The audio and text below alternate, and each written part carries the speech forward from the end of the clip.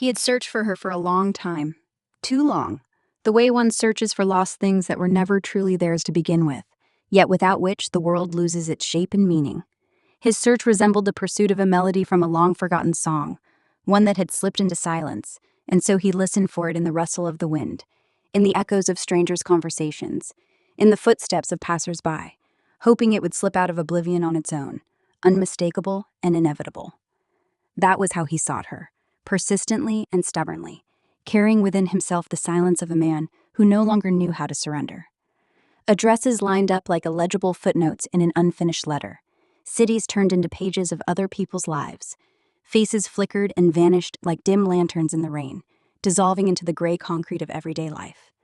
Every street without her was a road into nothingness, and yet every trace, every stray word on a forum, every faded photograph unearthed in the infinity of the internet, every story half-whispered by strangers, inevitably drew him toward a single point, a single name he could not erase, no matter how he tried.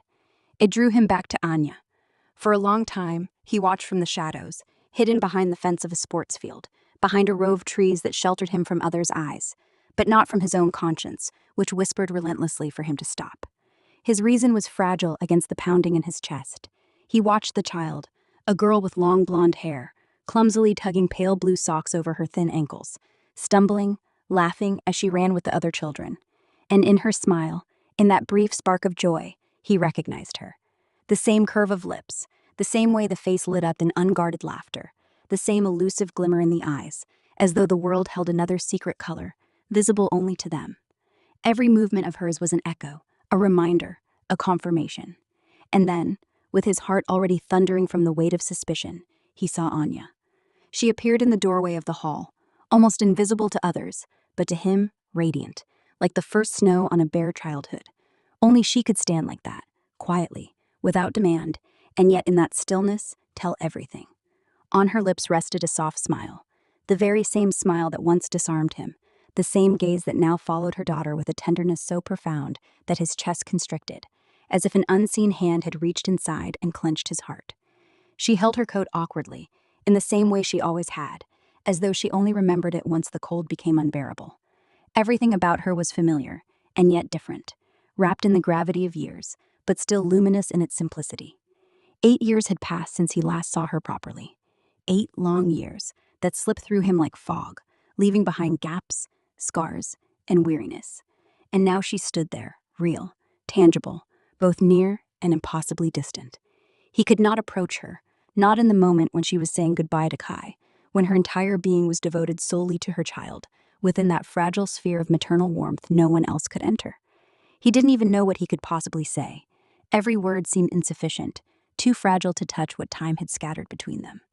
That moment of her silhouette framed in the doorway, the shaft of light trailing down her neck, the smile with which she sent Kai off, the silence stretching between them like a secret world, was all too precious to break.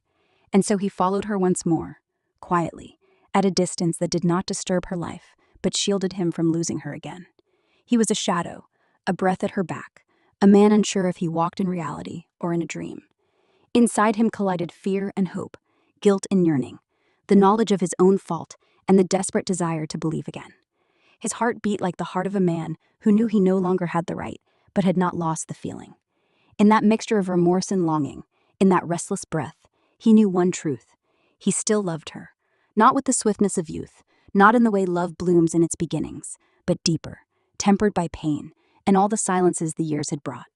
He loved her as only a man can love when he has nothing left to lose, with his entire being, without reserve, without questions. And as he watched her figure moving farther away, as he tried to catch every gesture, every shadow of her presence, a thought began to take root within him. Perhaps this was not the end, but the beginning of something they had never had the chance to finish. On the threshold of the hallway, leaning against the doorframe as though eternity itself belonged to her there, stood Anya.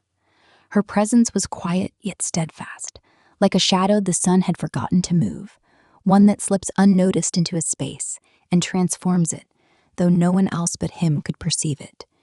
A faint smile, barely hinted at upon her lips, softened the lines of her face, while her eyes, the same eyes that, 8 years ago, could disarm him to the core, followed every movement of her daughter, with warmth and attentiveness.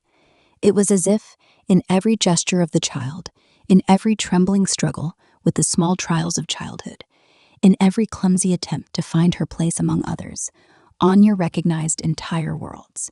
And in that quiet gaze of maternal watchfulness, all the strength she carried seemed to gather and reside. In the next breath, Kai had already melted into the colorful procession of girls and boys, a parade of laughter, noise, and awkward but earnest movements, like a spring wind rushing down city streets, bringing with it a joy adults had long since forgotten how to recognize. The clock mercilessly marked 5 past 5, yet time itself seemed stretched, held back in the lingering glance Anya cast upon her daughter. That look, filled with tenderness and restrained worry, seemed to rest upon Kai's shoulder, carrying her forward like an invisible cloak. And when Anya lifted her hand in a quiet wave, as though to prolong the thread between them, as if that small gesture could hold the moment together before it scattered, unspoken words hung in the air, articulated without sound.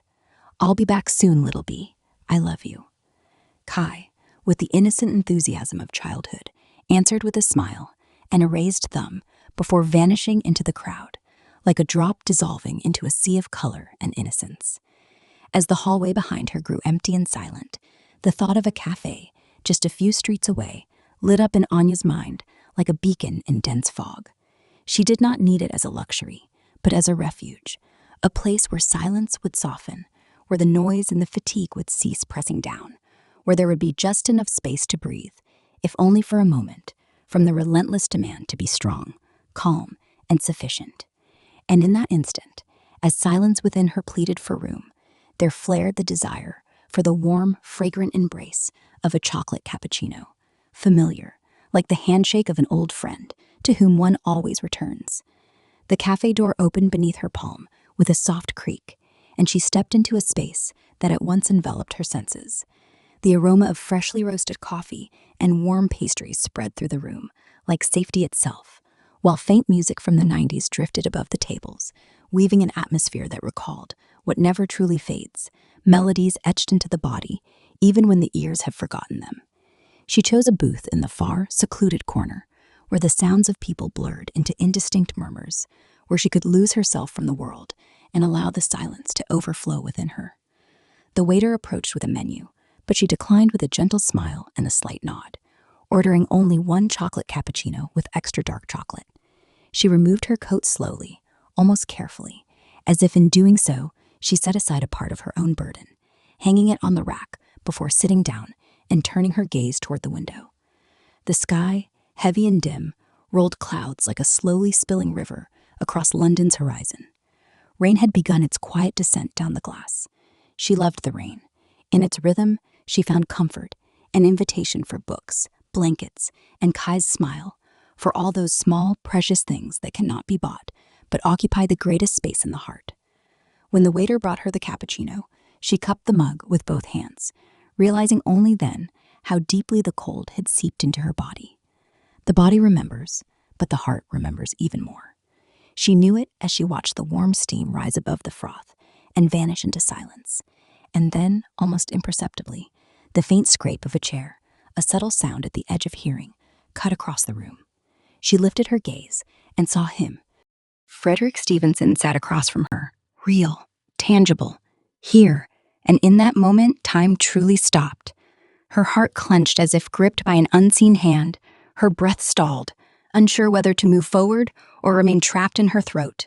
His face, only slightly older, bore the marks of time, yet his eyes, those eyes, were unchanged, just as she had left them. "Hello," he whispered, his voice, though soft, trembling with something that is born only when one has nothing left to lose. "I found you, at last." He summoned the waiter calmly, as though the world had not just shifted in the instant he saw her, while she sat frozen, staring at him, unable to believe she was looking at the man she thought belonged only to the past. Her eyes followed his movements as he leafed through the menu unhurriedly, ordering an espresso, sparkling water, a basket of pretzels, as though he wished to anchor himself in her world, to stretch this moment, to fill it with plates and sips, because words had not yet found their place. "Anya, would you like something?" he asked between orders. Clutching her cappuccino as though she was holding on to the edge of a precipice, she shook her head lightly and whispered, "No, thank you." His voice filled the space between them once more, this time carrying a faint smile, that quiet persistence born only when you know there is no other way. "You don't truly believe the world ends here, do you?" he said, and the smile that accompanied the words was the very same one that used to bring down her walls. "Of course not," she whispered, but her words were fragile, brittle, like glass on the verge of shattering, yet somehow still holding together. She had to look at him, to be sure he was there, that he was not an illusion, not a shadow. "What makes you so certain?" he pressed, and at last her voice, barely audible, crossed the boundary. "Fred, what are you doing here?" "It took me a long time to find you," he said, each word laid carefully into the space between them, as though spoken too abruptly, they might scatter, might vanish. Her eyes remained fixed on him, eyes of a woman measuring the distance between past and present, between what might have been and what was.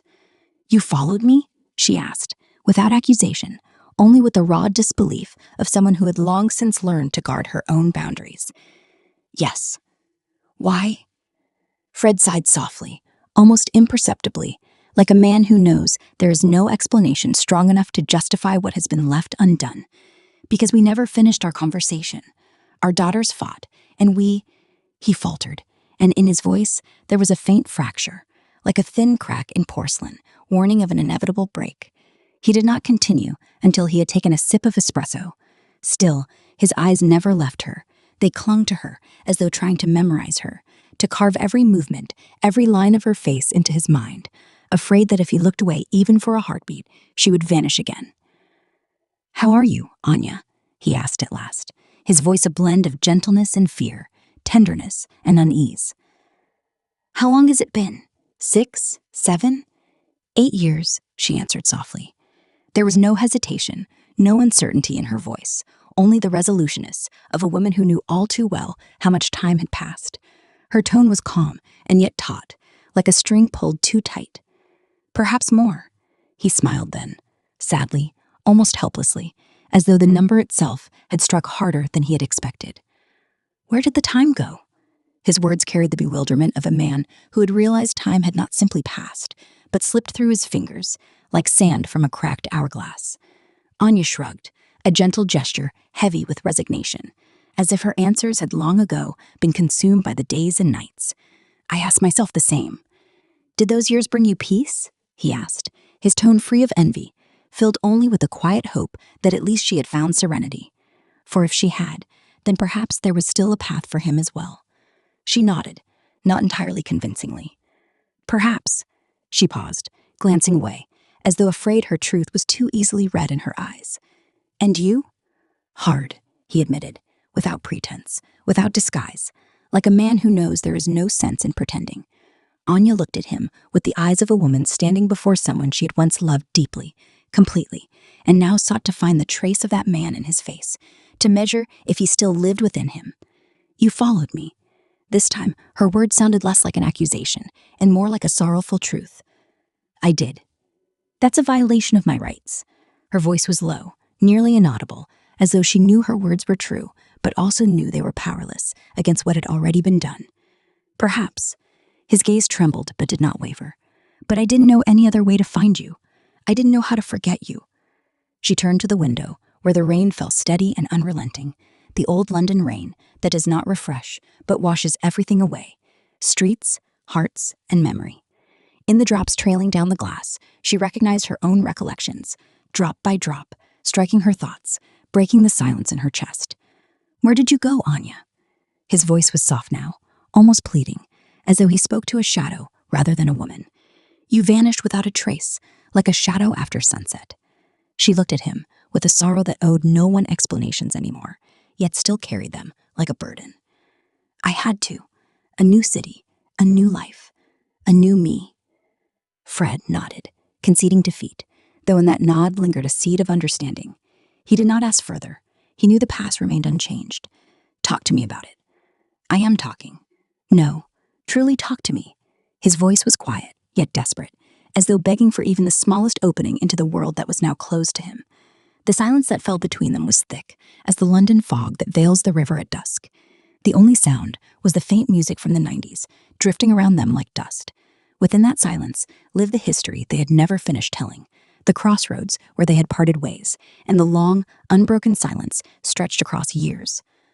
"I know," he said finally, the words sounding as old as the pain itself. "I know I was part of the reason you left." It was a sentence that held more remorse than all his previous days combined. He spoke like a man who had been silent too long and now feared the answer. Anya nodded.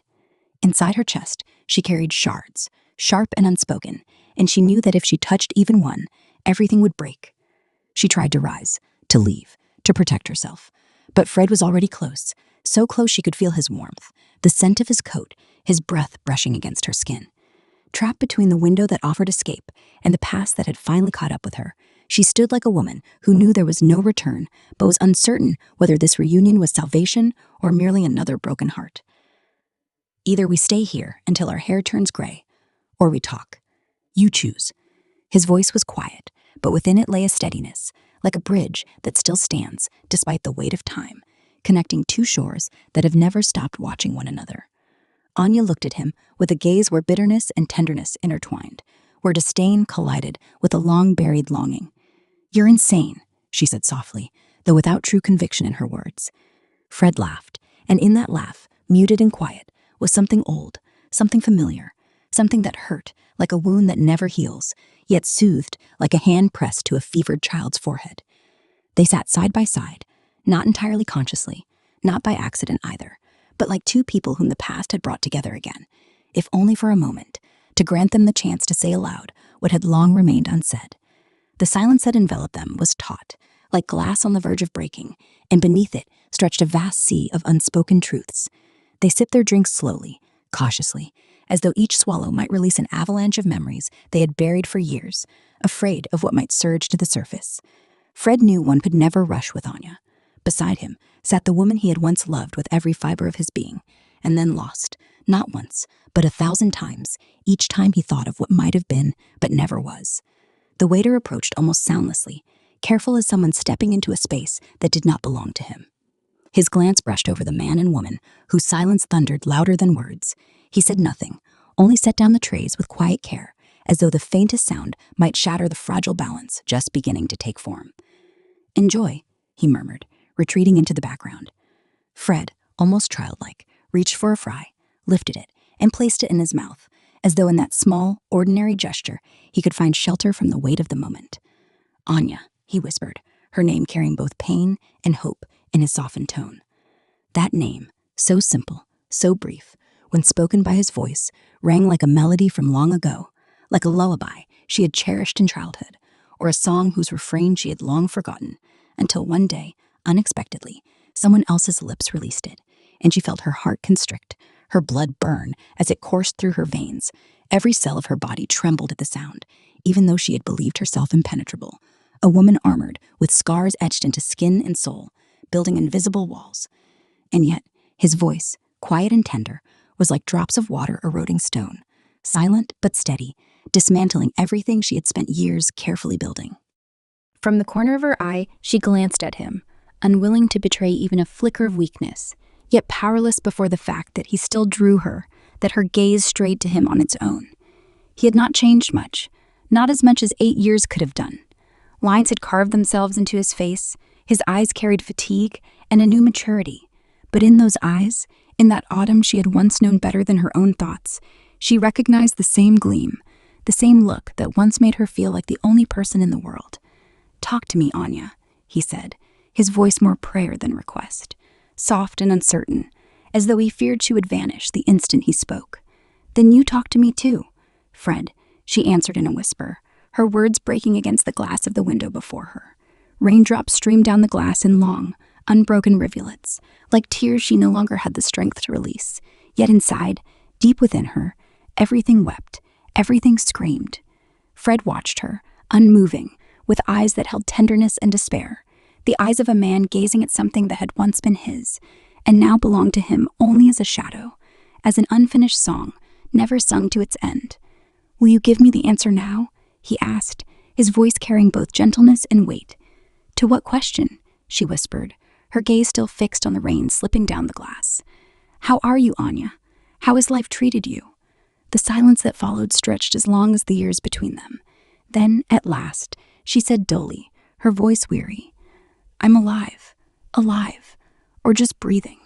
Just breathing, she admitted, her tone faint, almost inaudible. Those two words struck him like a blow to the ribs, like a storm collapsing all his inner defenses in an instant. For her, it was a confession. For him, it was a breaking.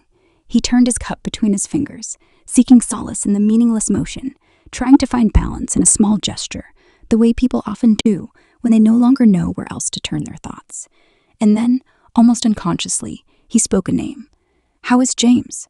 Her body trembled, barely, but enough for him to sense it. It was as though he had opened the door to a room she had kept locked and buried beneath the dust of the past. I don't know.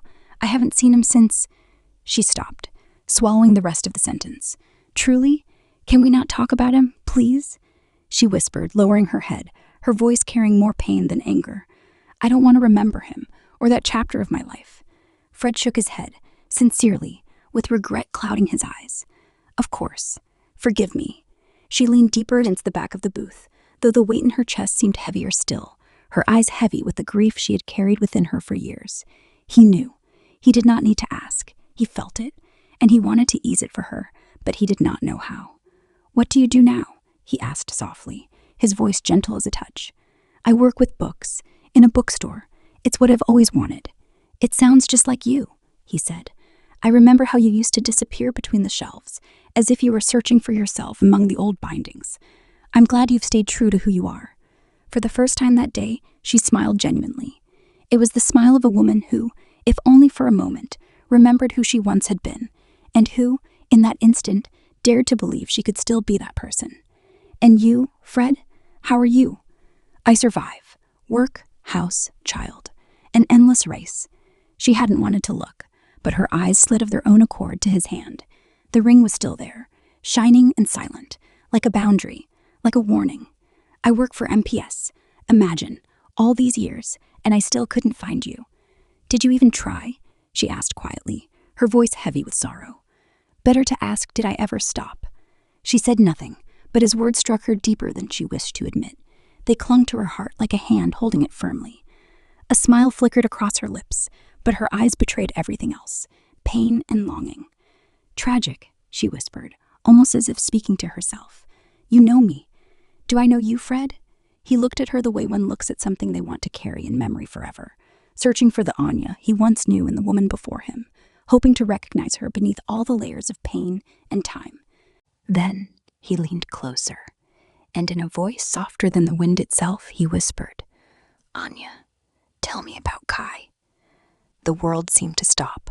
Her breath caught in her chest, her heart sank lower, and everything within her grew taut, ready to shatter. She had known the question would come, of course she had, but no amount of anticipation could prepare her for the moment when the words were actually spoken. She grasped her glass of cold cola, clutching it as though only the solidity of the glass could keep her whole, could keep her from breaking apart. She looked at him, powerless to hide from the man who could, with a single question, fling open all the doors she had locked for years, all the places she had covered with silence and sorrow. I don't want to talk about Kai, she said, her voice carrying more plea than prohibition, begging him to spare her, to not push her into places where she no longer had the strength to go. Fred drew a deep breath, his eyes trembling with a decision that held no cruelty. I'm sorry, Anya, but that's not an answer I can accept. She flinched, her gaze sharpening, fierce and defiant, like lightning tearing through a summer storm. Who are you to judge me? She hissed, her eyes, once known for their laughter and light, now burned with pain and fury. But Fred did not retreat. He couldn't, because he knew that any step backward would mean surrender, and surrender now was not an option. His hand, careful and almost timid, reached for hers, the hand clenched around the cold glass, as if it was her last claim to control over her own reality. Please, he murmured, his voice thin and fragile, yet within that fragility lay the strength of a man who no longer knew how to run. Her eyes, however, were already slipping into the labyrinths of the past, into memories that cut deeper than anything he could ever understand. He sensed she was on the verge of slipping away from him before he had even begun to reach her. so he leaned closer, seeking her face with his eyes, then gently cupped her cheek, turning it toward him as though he was handling the most delicate glass. His palm was warm, familiar, and dangerously close. When their eyes met, silence fell like a veil, dense and impenetrable, but within it burned everything they had ever left unspoken. "I need this, Anya," he said softly, almost inaudibly, as though confessing to the only soul capable of understanding. Her eyes trembled under his gaze, yet she did not blink, as if challenging him to give her a reason, an excuse to believe him, and at the same time, the weapon to reject him. "Why?" she asked, her voice breaking yet strong. A question that was more than words, a cry for an explanation that might ease her wounds. "We both know the answer to that question," he whispered, and in that whisper was something that hurt and healed at once, like a blade that cuts only to draw out the poison. Anya slowly pulled her face away from his hand, lowering her eyes, as though she no longer had the strength to bear the weight of his. A shadow fell across her features, the shadow of worry and quiet sorrow, and he knew he had just stepped into the place where she was most vulnerable and most dangerous.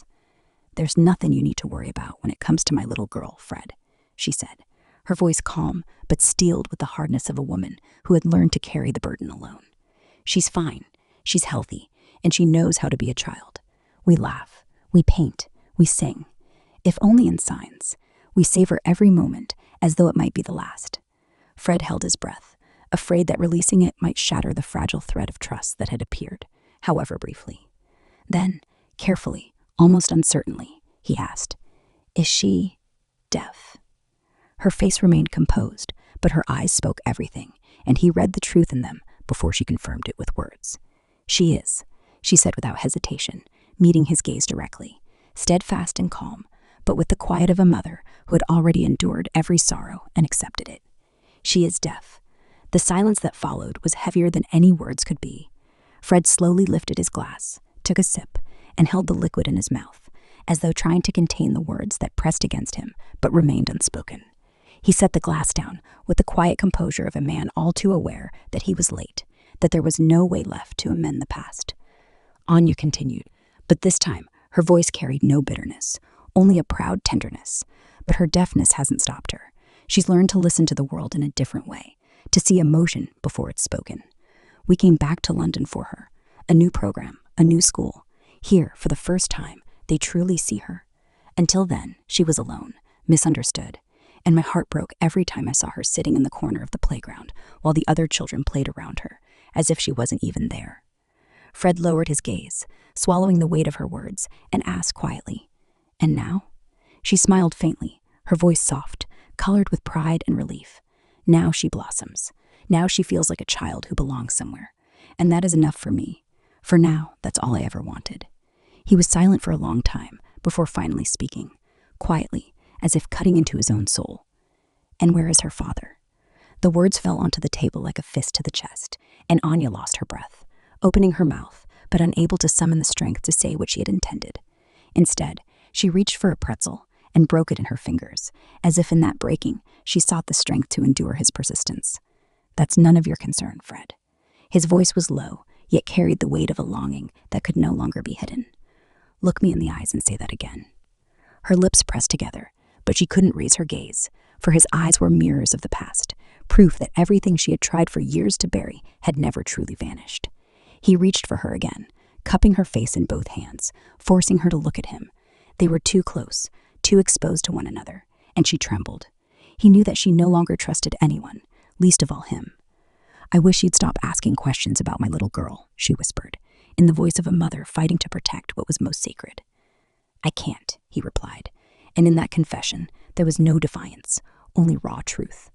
"I don't know how to stay silent anymore." "Why now?" she whispered, her voice cracking like glass under too much pressure. "Why after all these years?" He tried to call her back, Ani, but she erupted, her voice slicing through the air like a blade. "Don't call me that. Have you forgotten how you left me? How you made me feel like a sin unworthy of forgiveness?" Fred lowered his gaze, his words struggling under the weight of guilt. "I'm sorry." But her reply came like a cold blow. "Too late for sorry. We can't go back and fix what we destroyed. You couldn't bear the consequences, Fred." "I know," he whispered, but her voice cut him down without mercy. "You don't know. I was the one you left behind. I was the one you discarded.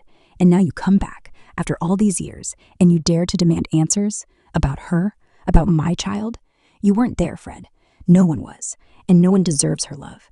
She is mine, only mine. Fred felt his heart slam against his ribs, relentless and fierce, as if trying to break free and escape everything crushing him inside.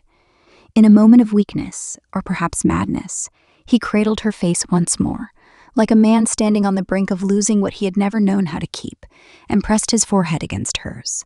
His breath mingled with hers, gentle yet restless, the way their silences, their glances, and their touches had once mingled in nights that now existed only in memory. "And mine," he whispered, the words both a confession and a prayer, carrying within their simple shape the weight of all the years of silence. It was enough to shatter the walls she had built over the years, layer by careful layer, a fortress with which she had shielded herself and her child. Tears shimmered in her eyes, hesitant at first, like drops of dew, then unstoppable, like a river freed from its dam. Her lips trembled, and when her voice broke through, it was barely stronger than a sob. "Only mine, and mine," he repeated, like a vow that time could not alter, like a truth that once spoken could never be withdrawn. "No." The short word, sharp and clear, rang out between them louder than any cry. "I know she is mine, Anya," he said softly but firmly, his gaze unyielding, not asking for proof, for he felt it in every drop of his own blood. "I know that Kai is my daughter." Her hands, trembling and heavy, lifted his from her face, not moved by will, but by a heart that longed to yield, yet could not. Her gaze was misted, filled with pain and bitterness that had waited years to be spoken. "I told you back then. You didn't want to listen. Do you remember?" Fred nodded, not daring to speak, for any sound from him would have been broken, hollow, unworthy of what she had just laid bare. "The day you rejected her was the day you lost her forever," she said, softly yet unrelenting, as though pronouncing a verdict that could never be overturned. "Do you understand that?" Shame dragged him into silence. He lowered his eyes, powerless, while guilt carved itself into every line of his face, every crease around his eyes. Anya slowly rose, her movements devoid of anger, filled only with exhaustion and resolve. She grabbed her coat and swung it over her shoulders without even attempting to fasten it. She was the image of a woman leaving, not because she wanted to, but because she could no longer stay. "I'd be grateful if you stayed out of our lives, especially hers," she said, pausing, as if giving him one last chance to stop her. He stayed silent, but silence was not the end. In a sudden instinct, he stood and gently, yet firmly, caught her wrist, as if within that fragile joint lay his entire lost world. It was a delicate instinct, balanced between leaving and staying, between the past he had squandered and the future slipping away. His eyes, dark and desperate, still carried that old fire, dangerous and wounded, yet sincere, and she saw it, whether she wanted to or not. "Let me go, Fred," she whispered, but it wasn't a gentle plea. It was a scream in silence, the cry of a woman fleeing not from him, but from herself, from the part of her that still knew how to love him. "I can't," he said, his voice trembling, broken under the weight of what he had carried for too long. "I didn't ask if you could," she replied, firmly, restoring strength to the words that stripped him of his last hope. "I told you to let me go." His grip loosened, helpless, as if his very life had been suddenly cut short. Her fingers slipped from his quickly, decisively, and she turned and walked away, her steps brisk and wounded, yet dignified. The sound of her footsteps was the only trace left of her in that room, until the cafe door closed behind her, sealing a chapter he would never again be able to reopen. Fred collapsed back into his chair, his body heavy as lead, his thoughts heavier still. The glass of unfinished drink stood before him, but its bitterness was not the source of the taste in his mouth. The truth lodged in his throat, raw and bitter, unbearable, and the name that echoed in his mind was clear, relentless, like the ticking of a clock counting down what was irretrievably lost. Kai. A child he had never held in his arms, a child he had never kissed, a child who had grown without him while he ran from his own fear. And Anya, the woman he had loved and then lost, not because the love had vanished, but because he had been too weak to carry it, too blinded by his own insecurities to accept the greatest gift she had ever offered him. His hands, the very same that had only moments ago held her face, now lay motionless on the table, empty, incapable of holding on to what should have been cherished long ago. Memories turned in his mind, sharp and merciless, Her voice, full of hope when she had first told him about the child. His silence, cold and uncertain. His retreat, his doubt, his betrayal. Everything he could have been, but never was. Everything he had lost, not because of fate, but because of his own fear of growing up, of taking responsibility. The name James Livingston crept into his thoughts like a shadow. He did not know whether it was jealousy, fear, or pain, but the mere idea that someone else could become what he himself had failed to be, a father, a partner, a man worthy of Anya's trust, cut deeper than anything else. And then a thought was born, quiet, almost inaudible, yet insistent, that maybe, just maybe, it was not too late. He rose slowly, like a man carrying too much weight, and looked toward the door through which she had gone. He did not know where she was headed. He did not know whether she would ever allow him near her again. But one thing he knew for certain. He could no longer live as if it all had never been part of his story.